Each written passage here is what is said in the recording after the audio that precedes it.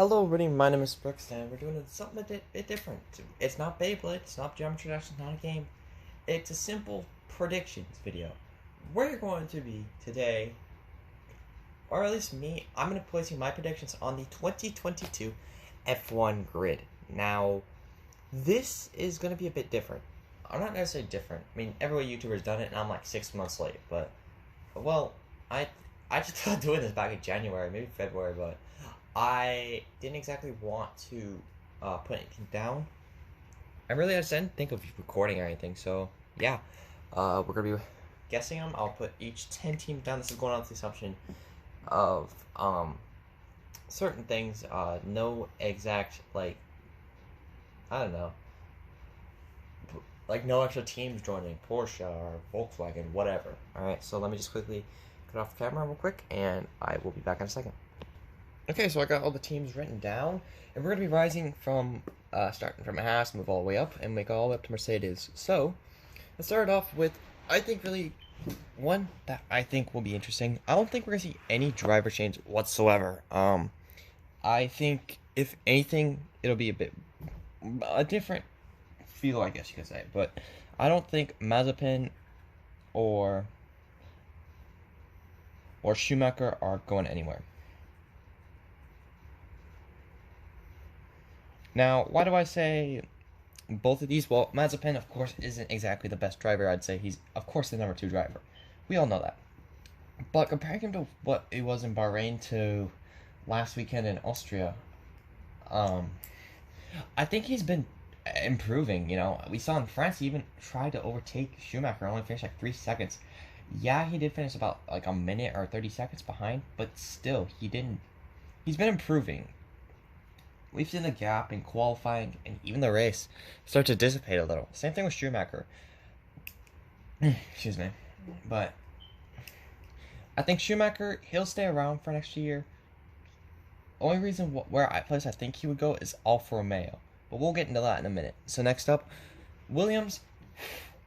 I think instead we're going to see Latifi.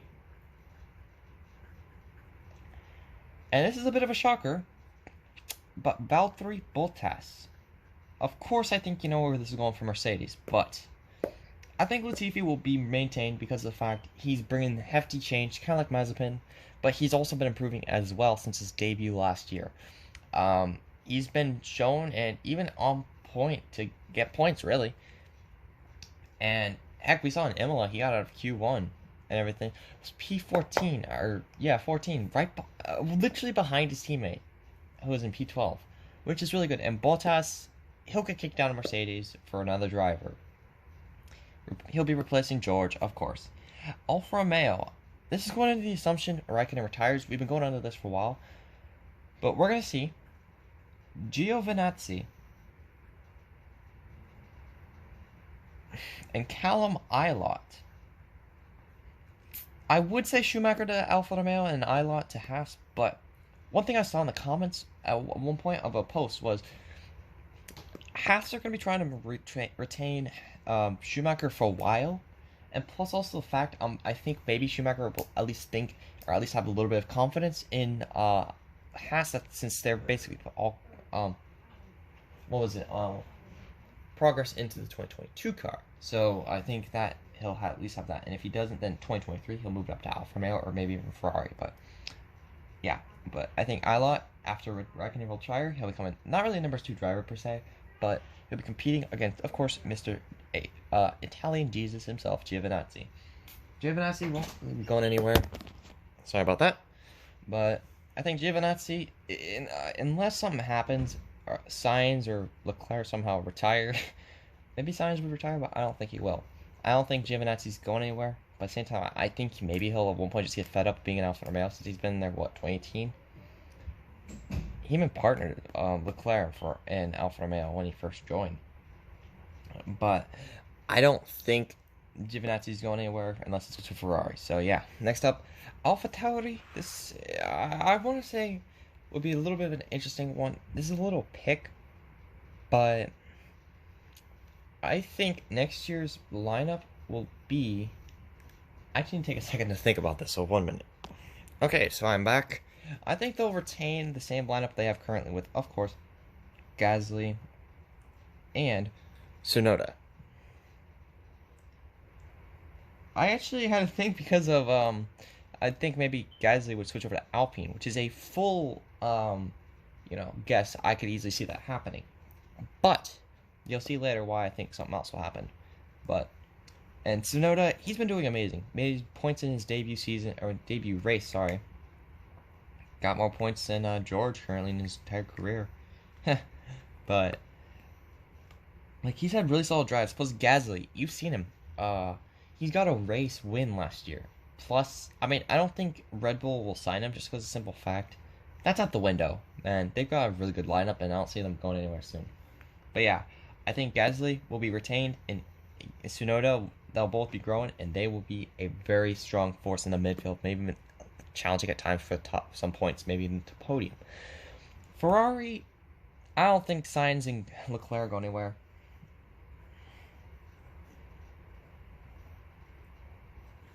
Because, I mean, Sainz and Leclerc are basically equal. Maybe Leclerc's a little better, but I don't think it's going anywhere, man. Unless Sainz retires somehow, which I don't think would happen anytime soon, I don't think Sainz going nowhere anywhere. Like, he's been very good. They're basically equal in points. Yeah, maybe Leclerc didn't get points in Monaco, but still. Sainz is not that far behind Leclerc, who's been in that seat for what, since 2019? So this is his third season. So, and plus Sainz is a really good driver. Ferrari's gonna want to keep him. So, yeah, Sainz and Leclerc, Ferrari. Aston Martin will be just simple Stroll, and you guys know Vettel. Sorry. I mean, Stroll, we all know he's not going anywhere because the simple fact, his dad owns the team, unless it gets bought out by Mazepin. But yeah, and then Vettel, he's been getting back up to terms. I think at the beginning of the season, yeah, he had a shaky start. You know, that incident in Bahrain where he didn't get out of Q1, maybe Mazepin's fault, but still. And, colliding into Ocon, saying he moved across the line, but not really. I think Vettel's been getting back up to terms, so, and I think Aston Martin is seeing that, so they ain't getting rid of him. Next up, Alpine. I'm saying a bit of a different little lineup since Ocon's got retained. We're going to see Esteban Ocon and Guang Yu Zhou. I'm sorry if I spell this wrong. I shouldn't search this up on me. Okay, so I'm back, and it is Guang Yu Zhou. I think Alonso, he'll spend a year in Alpine. I think, yeah, he's been doing a lot better than Ocon, but still, man's the same age as Raikkonen. I mean, maybe Alonso will stay in, but I think he'll be attracted to IndyCar, maybe, or maybe he's just feeling old and wants to retire entirely from motorsport, which I wouldn't really want. I want to see him in my team career or something like that. But I think Guang Yu Zhou, he's in literally the top points right now in F2. He's doing really good. I haven't watched any of the F2 races, but I'm going to try to maybe if I even have the time for it. But what was it? I think he's been doing great from what I've seen, and he's a part of the Junior Alpine or Renault Academy, and he's going to get there on promotion. I mean, Ocon's also signed a 2-year contract or something like that. Next up, Norris and Ricciardo. I don't think Ricciardo is going anywhere. He's been slowly getting back up to terms, kind of like with Vettel. I mean, he hasn't had the best. Look at Monaco. He got lapped. Norris, I mean, this man's on fire. He's in P4 right now in the standings. And I feel like this year he's going to get a win, honestly. And Ricciardo, once he gets up to terms with the car, it's going to snap and he's going to be good. And so, yeah. Red Bull, the same thing here. Verstappen and Perez. Perez has been great as a second driver. I hate to say this, but he's been a lot better than Albon. I miss Albano. bring him back. But I think Perez is going to be maintained because of the fact, look at in France, he at least knew what to do, and like he's been there. He was almost there for second place, bringing in a Red Bull 1-2, which when was the last time that happened? It's been a while. Like what, 2015, 2014? I don't know. But Perez, he's been there to at least show the supporting role. Maybe at times he hasn't had the best thing, but still, he's maintained P3 ahead of Norris and Bottas. So, yeah, and finally, it's going to be an all British lineup at Mercedes: Hamilton and Russell. Let's be real, we all know this is going to be announced one way or another. Whether it be this weekend at the Silverstone Grand Prix, the British Grand Prix, or at the end of the year. But Russell, he's not even expected. We all know he's going to. Heck, we've had what was it, Damon Hill? Not Damon Hill. Some F1 commentators and things like that been saying it wouldn't be the best to announce Russell this weekend or whatever. And even shows that people who they may not be the most me, I'm more of a Bottas than Russell fan.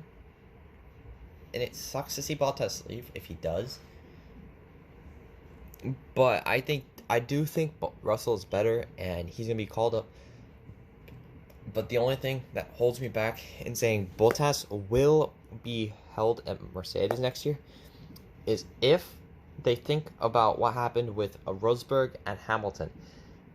Having two competitive teammates at each other going neck and neck in Silver or Spain 2016. And having two competitive drivers is not exactly the best. Yeah, maybe you'll get better points and all, but it's just not going to work out well. But I do think Russell, he's a better driver. He'll at least be able to somewhat listen. I mean, Bottas in Spain and all, he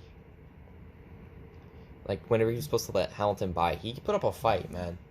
That would have just sent a red flag down. That would have sent shivers down Toto's back or whatever. But I can't see Bottas next year in Mercedes, no matter how much I want to look around it. But yeah, so in conclusion, only real switch ups we're gonna have is 1, 2, 3 drivers, or 4 switches, that's it. Or 4 different changes of drivers, that's it. Maybe I should do a driver standings thing. Nah. I would do one, but I guess we're a bit too into the season. I mean, we basically know that Verstappen, thank God, is going to win a title. I can't be 100% certain on that, though. But, yeah. Anyway, so if you guys don't exactly agree with my thoughts on drivers going somewhere, or even being in F1 in general, or if they should be somewhere else, or whatever, don't go throwing hate, please. If someone doesn't agree with, if you don't agree, or if you do agree, let me know. But yeah, I'm open to discussion. So yeah, but anyway, hope you guys enjoyed, and if you guys want to see videos like this, just talking about doing F1 and talking about it and things like that, let me know. I actually maybe have some planned out, but I don't know. But yeah, have a good day / night, and see you guys next one. Peace out.